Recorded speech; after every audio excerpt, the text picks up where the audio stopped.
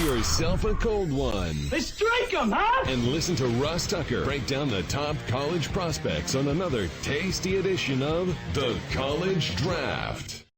Yeah, it is Daddy Soda time here on the College Draft Podcast presented by DraftKings. Of course, I'm Ross Tucker, former NFL offensive lineman, 5 teams, 7 years, awesome temp job in my 20s. And it enabled me to just keep talking about football, hopefully for the rest of my life. I've got a bunch of different podcasts I do. You can check me out on social media at Ross Tucker NFL, at Ross Tucker Pod. This is one of my favorites because I like the scouting process. I like the whole business of professional football. I love college football, and I love the lead up to the draft. Believe it or not, we're 10 weeks away from the draft about? It'll be here before you know it. The combine is in a couple weeks, which is when a lot of people really get into the draft. Some people get into the draft this past week when the Senior Bowl kicks off, which is why we've got my guy, Emory Hunt, who is a true battle-tested, road-tested, road dog warrior who you should check out on social media at FBall Game Plan on Twitter, Football Game Plan on YouTube, and it's time to be like Maverick in Top Gun and engage. Engage, Maverick. FootballGamePlan.com/2022 draft guide. I get it every year because I already know what the TV guys think of the top 50 players, okay? It's unbelievable. How much time can you spend talking about the same guys over and over and over again? What about the Ross Tuckers of the world, okay? Ross Tucker's types need love too in the pre-draft process, and that's where Emory Hunt comes in. I'm at Ross Tucker NFL, at Ross Tucker Pod. I don't know if I wish they had social media when I was playing or not. I have mixed emotions about that, to be honest with you. I will say this, though. I'm glad we have social media now, and I'm glad we have Emory Hunt on the show. So, Emory, we talked last Monday, and I think you had just gotten maybe from the Shrine. Were you still at the NFLPA, or you had just gotten to the Shrine Bowl? I had just gotten from the Shrine Bowl. I was in Mobile at the beginning of the week getting ready for Senior Bowl. So I had just left Pasadena and Vegas, and I had just arrived that morning in Mobile. All right, so I got a question for you. It seems like when guys are moving up now to the Senior Bowl, which is still considered the best game, it seems like they're taking people from the NFLPA game now and not the Shrine game. What's going on there? You know, I read a fantastic article on The Athletic about the infighting between the Shrine game and Senior Bowl. And I think what happens is when the Shrine moved their game, not just to Vegas, that's in and of itself a different dynamic, but also moved it to sort of bleed into the week of the Senior Bowl. It makes it tough for guys that are participating in the Shrine to get that call up like we are used to seeing, because every All-Star game prior to this year had its own week, which made it life easier for scouts, life easier for everybody. And even for those players, guys can get called up and play in multiple games. So with that game bleeding into the Senior Bowl week, the NFLPA game ended a week earlier. So therefore, you were able to get guys up from that ball game and get them to Mobile in time, for practices and also the game. So that's why we saw the abundance of NFLPA players get called up this year to the Senior Bowl more than we've ever seen before, because normally that used to be the Shrine guys that were getting called up, traveling with the scouts from St. Petersburg, Florida to Mobile. So that's why we saw the change this year, because of how the schedules and then all-star events lined up. So I don't understand. So the Shrine game has decided to take on the Senior Bowl? That's what it looks like. It looks like they're going to go toe-to-toe with the Senior Bowl. And listen, if football is a sport, we're competitive. And you know this, Ross, better than anybody. Nothing breeds, competition than more competition. So that's why you have a bunch of all-star games. And that's why, me personally, and just probably from a selfish perspective, I wish everybody had their own week so I can get to all of them. But I get why some wants to go, head to head with an all-star game. But at some point, you're going to have to realize, what, maybe we can find a way to work out both. You can still have both kind of bleed into one another. Maybe if you start one a little bit earlier and slide one back a little bit, you could kind of get the best of both worlds. But we'll see. But yeah, it sounds like the Shrine wants to be known as the top game, and that they're going to try to overtake the Senior Bowl, and the Senior Bowl has their work cut out for them because they're fighting the newness of being in Vegas. They're fighting Vegas itself, travel to Vegas, weather out there on the West Coast. So there's a lot of factors that the Senior Bowl now has to deal with the Shrine game being moved from Florida to Vegas, and it's going to be interesting to see how it all shakes out in the years to come. Yeah, that's interesting because I guess I would have thought, why doesn't like the NFLPA have their week and then it goes to Shrine Game and then it goes to Senior Bowl? Everybody can have their week and they get all the attention that week. That makes sense. But I guess Shrine folks don't want to be second fiddle and they think they can entice more players, more scouts maybe to go to Vegas. It's going to be tough though because people still know that the Senior Bowl is the best one and the best competition and the most important. And now, the Shrine Game, it feels like, Emory, in trying to overtake the Senior Bowl, they might actually put themselves in a bad spot relative to the NFLPA game because you might have guys that have a choice between those two doing NFLPA because those guys want to get the call up to the Senior Bowl. And that's where I was going to go next because it's the land of unintended consequences, right?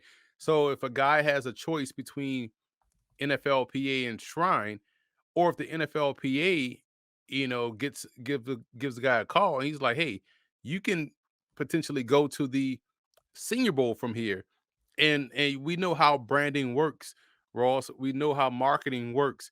It's going to take however long it took the Senior Bowl to become that game. It's probably going to take as long for the Shrine to become that game. So right now, kids hear Senior Bowl, and that's all they think about. Just like when you look at recruiting, we both know that you can go anywhere, play great, and get a chance at the NFL. But all kids saw growing up on TV is Power Five, and all you hear is Power Five, Power Five, Power Five, and that's all you're fixated on. So if all you hear growing up is Senior Bowl, Senior Bowl, Senior Bowl, that's all you're going to want to strive for. While the Shrine may be a better game, but you always hear Senior Bowl, Senior Bowl, Senior Bowl, that's where you want to go. So if you're a guy that hears, hey, you have a chance to go to the Senior Bowl, and it's now like Senior Bowl has become the Kleenex of all-star games, right? When you say, I need a Kleenex, you could be talking about some other brand, but you call it Kleenex. Just like, hey, hand me a Coke, but you could be pointing at a Pepsi or a Sprite, but you call it a Coke. So that the Senior Bowl has taken that for the all-star games.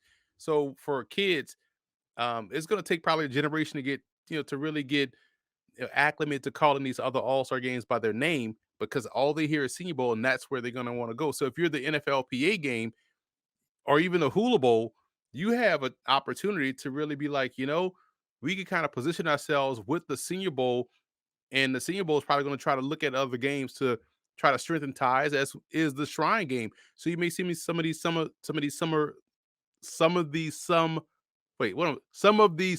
all-star games that try to partner up with a Shrine, like the College Gridiron Showcase or the Tropical Bowl. Is now it's all about positioning. Who can we align with to strengthen our game? And right now at the top, it seems like Senior and Shrine about to start, locking up these backdoor agreements with these other bowl games. So before we get to some of the guys that stood out to you in the Shrine game, I do want to mention something that stood out to me recently that I found out about. It's athletic greens. I started taking it because I heard about it from Andrew Brandt and others, and they said that they might sponsor the show. So I was like, all right, I don't have time to take all these pills or worry about my gut health or more energy, optimized immune system. Why not? I'd much rather just put a scoop in the little water container they give you and drink it than have to take all these pills and stuff. 75 high quality vitamins, minerals, whole food sourced superfoods, probiotics, and adaptogens. Pretty awesome. Look, there's a reason why most doctors recommend a multivitamin. It costs you less than $3 a day. They have over 7,000 five-star reviews. To make it easy, Athletic Greens is going to give you a free 1 year supply of immune supporting vitamin D and 5 free travel packs with your first purchase. All you have to do is visit athleticgreens.com/draft. Again, that is athleticgreens.com/draft to take ownership over your health and pick up the ultimate daily nutritional insurance. All right, I like when you send me, Emory, some of the guys you want to touch on, especially when I see an Ivy League name there. Let's talk at the Shrine Game about Brown quarterback EJ Perry, who just had a ridiculous career. It's a little upsetting to me that they didn't win more. He's such a good player. They were in so many games. Ivy League's just tough, man. I mean, it's just tough. There's a lot of talent, and it's tough for Brown to compete with obviously Princeton, Harvard, and Yale. But then Dartmouth's been so good lately. But everybody raved about the EJ Perry kid. Yeah, and here's the thing: if you're going to win in the Ivy League, you better have good defense, and that's where Brown hasn't been up to snuff. For a while now. Once he get good defense, the offense will figure itself out. Yale has great defense. We know Dartmouth has a top 10 defense. Harvard plays great defense. Princeton plays great defense. So once you get defense in the Ivy League, you'll be just fine. But in terms of EJ Perry, you're talking about the Shrine Game MVP EJ Perry and what he was able to do. Nearly brought those guys back in that ball game. And I tweeted out during the game, and this is something that I had in my draft notes because I've already finished his scouting report. He's someone that plays with a certain level of suddenness that you like to see. It's almost like an urgency, like I got to make a play, and that type of urgency you see it from a Bryce Young too, where his first step kind of puts everybody on pause, like, oh man, or where's my guy? Got to cover somebody. But that helps him, break up the field, clearly diagnoses where the target is. And because he's such a, point guard type passer in terms of like he can, drive and distribute, that puts a strain on the defense. And that's what we saw play out in that Shrine Bowl on Thursday night. You saw him kind of break contain, find somebody down the field, or because he broke contain the first play, then the second play, now people are watching him to make sure they keep him in that box, in that pocket, and he's able to find a target downfield. So that level of suddenness is almost like Rich Gannon-like in terms of how quickly he's able to threaten the defense with him just making a subtle move to the left or the right. And that puts a lot of pressure on how you defend him, how you cover him. And he has great velocity on his passes. So I was glad that he was able to go out there and showcase. I had an interview with him that's up on my YouTube channel where we sat down and talked about, the Ivy League and winning the Bushnell Cup, which is the Offensive Player of the Year, playing for his uncle, who I've interviewed as well when he was the head coach at Bryant, and how he was just able to really go out there and just play free in terms of what he was able to do at Brown. And I'm glad he had a really good week at the Shrine Bowl, and it played itself out in the game. What about the safety from Georgia Tech, Juanyeh Thomas, that caught your attention? It was how many big hits he had in the game, the actual game. And it wasn't just like going headshots and headhunting and anything like that. It was form tackles, good solid hits that brought the ball carrier or the receiver straight to the ground, or he was an enforcer and flying up in the alley, closing it on that crossing route, or helping out and run support. Big stop right there on the goal line. Along with James Houston out of Jackson State, who's another guy that got a call up to the Senior Bowl, who played great in the Shrine Bowl. But Juanyeh Thomas showed that he could play the run. He can close in on the routes. He has good technique, so he's not going to be whiffing on tackles when he's going for the big hit. And he proved that he was an enforcer. So I thought he had a really good game. If Diego Fagot didn't get the MVP for the defensive side of football, I probably would have gone with Juanyeh Thomas with how well he played. Dude, I love EJ Perry and Diego Fagot. These are like my guys. I've called a bunch of their games over the years. That's awesome. Brown and Navy. I wonder, do they think EJ Perry will get drafted, or is he a free agent? I think he's going to get drafted, man. Because when I was out at the NFLPA Bowl, um, sitting around talking with a couple of scouts, watching practice, and we were talking about the quarterbacks at the NFLPA Bowl, and both scouts, two separate teams, brought up EJ Perry. Like, you got to check out EJ Perry. You got to check him out. Like they it was like, watch the Rhode Island game. That game lets you know all you need to know about his talent, his potential, and his upside. So they were all in on EJ Perry. So I think just based off that conversation with those two teams, that he has what it takes to get drafted. Especially when you look at, we'll find out, I guess, tomorrow on the 8th, the combine invites. I expect him to have a combine invite, and so they're going to love him in the interview process. They're going to love him on the whiteboard. They love the fact that he's been stacking good performances in these All-Star games. He got a good push going in from NFL teams. I think he's someone that we can see picked up on day 3. Love it. That'd be awesome. Love when Ivy League guys get drafted. Any other comments about it being in Vegas or what that was like? It Listen, Ross, like, you know how we are. We always try to, maximize our day. Right. We get to one game and we get to another one later on that day, and but I love the fact, and this was for the NFLPA and the Shrine game, the fact that we're on the West Coast, practice starts at 8, and we were done with both teams by 11:30. So you got the rest of the day to get content out and do other things. I just think that, and it doesn't feel like your whole day was zapped with practice, and it actually makes you work more during that 3-hour period, because hey, I got the rest of the day to really get this content out, as opposed to when the practices are in the middle of the day and you feel like that whole day is lost. You can't do nothing on the front end, you can't do nothing on the back end.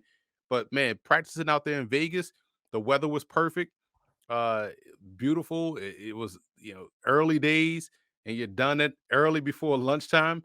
I mean, you couldn't ask for a better setting for an All-Star game. I'm not going to say I wish all All-Star games were on the West Coast, but I will say this: I do wish all All-Star games started with morning practices. So you mentioned the weather, which was obviously an issue in Mobile, but also something that I'm sure the scouts didn't mind seeing some of the guys in the weather and how they performed in it. Yeah, here's the thing in Mobile. Monday was fine. It was, a little cold, windy, but that's Mobile at this time of the year. But Tuesday, I didn't even bring my camera out because it was a torrential downpour. So I'm soaked. It's a good thing I had somebody gave me a poncho, but I was soaked the whole practice watching in the rain. But like you said, especially for quarterbacks, we see this all throughout pro day season where they try to squirt water on the football. You can't create that situation that we had that Wednesday practice in Mobile. It rained all throughout the day, heavy rain. So now you got to see quarterbacks, how they handle the football, receivers, how they catch the football. And so you got to see all of those things. Receivers had a bad day, quarterbacks had a bad day. The only person that didn't have a bad day was Malik Willis, and how well he was. It felt like he was out there in 80-degree weather, sunny skies, nothing bothered him. No elements affected the way he was throwing the football. I think that really helped elevate his stock, because everyone else was struggling like crazy. There was one receiver that someone asked me about. I was like, yo, he has just dropped his 85th pass today. Like, every pass slid through his hands, hit him in the face, hit him in the chest. And you could chalk it up because of how the weather was. But the ones that performed well really showcased that. And I think that elevated their stock, because this is an element that you want to see as a scout. What if you hadn't played in a bad weather game? And I know people talk about Pittsburgh being a bad weather place, and Kenny Pickett played out there in Pittsburgh in the cold and things of that nature. But here's an opportunity where you had questions about someone's hand size and how well they can, control the football. And what do we have but the skies open up and a bad weather day, and he had issues, securing the ball, while the other guy that he's competing with had no issues. So I think this was huge for Malik Willis's stock. And I think that practice is what really got people around to where we've been since July. So it was always good to see. So what I don't understand about that, what happened with Malik Willis this year? It felt like people got down on him this year. Yeah, it's funny to watch the draft cycle and how it goes. You know, it's almost like you talk about a player too much to where you're tired of talking about this player glowingly, so you got to knock them down. Now, granted, this year was different than last year, and I thought they played better last season as a team with a tougher schedule. They had a tougher schedule last year than they did this year. You know, they only had like 2 or 3 games that you really circle like, okay, these are games that you got to see: Ole Miss, Louisiana, and maybe Syracuse. But other than that, like last year's schedule, when they ran through the ACC, they played way better. So they just had a bad year, and sometimes that happens. And Malik Willis still played well, but in certain games that people wanted to see him play well in, he didn't play well. And so I think they use that as a knock on his overall game. But like I've always said, when you have raw skills, you have the speed, you have the athleticism, you have the arm strength, you have the upside potential. Because again, this is only a second year starting, so you have the ability to mold him into what you want him to be. He's the best quarterback prospect in the draft class, regardless. And so nothing changes that because we're talking from a pure definition of the word prospect. And so I think we saw this with Spencer Rattler going into the season. All you heard was Spencer Rattler, Sam Howell, and insert I forgot who Matt Corral. And now we saw how the Rattler situation played out, and people kind of cooled on Corral after they had a hot streak. Then they cooled on him, and they cooled on Sam Howell. So we'll probably see people get back on those trains as this draft process rolls along. But that explains why a guy like Malik Willis kind of fell out of favor with the draft next. They expected them to go undefeated, but this year's team just didn't play like last year's team during the pandemic. Let's talk about some of the other guys that jumped out to you at the Senior Bowl, the premier All-Star game, including a running back, Rashaad White from Arizona State. It's funny to watch him run, and I love the fact that I love football because I've seen a lot, and when you consume the sport, I think a lot of people that cover football don't like football, so that's why my references tend to be from whenever whoever reminds me of somebody, it comes out, and so I tweeted this out the other day watching him run, and this was something I noticed during practice. He's all of 6'2". He's 6'2", about 215. So he has a long body. He runs smooth and makes those cuts like a Harvey Williams type, right? That long back. All you need is a neck, the headband around the neck to really look like Harvey Williams and wear 44. But he's a smooth runner. Everything he did at practice, and this was something I noticed in I want to say the Wednesday practice, the rainy practice, when they're going 9-on-7, or even team versus team. His vision was top notch. He saw every cutback. He was able to hit every cutback. And once he gets into the open field and opens that stride, man, he's able to really pick him up and put him down. So I think he's a fantastic runner. And we saw this in the actual Senior Bowl game. Him continue to find positive yards, had another chunk play. He was falling forward. He's sort of a good player down by the goal line because he's able to find those small cracks in the line of scrimmage, and he's going to burrow his way through and get to the end zone. So I think he's an underrated back in this whole draft class. I'm a big fan of what he brings to the table. At receiver, I know it's a guy that we've talked about several times for various reasons. Christian Watson from North Dakota State. Always open, man. And it's funny to see how everyone, is now starting to talk about Christian Watson when he's played football. I don't know, for what, 4 or 5 years at North Dakota State. If you talked about Trey Lance, you should be talking about Christian Watson, right?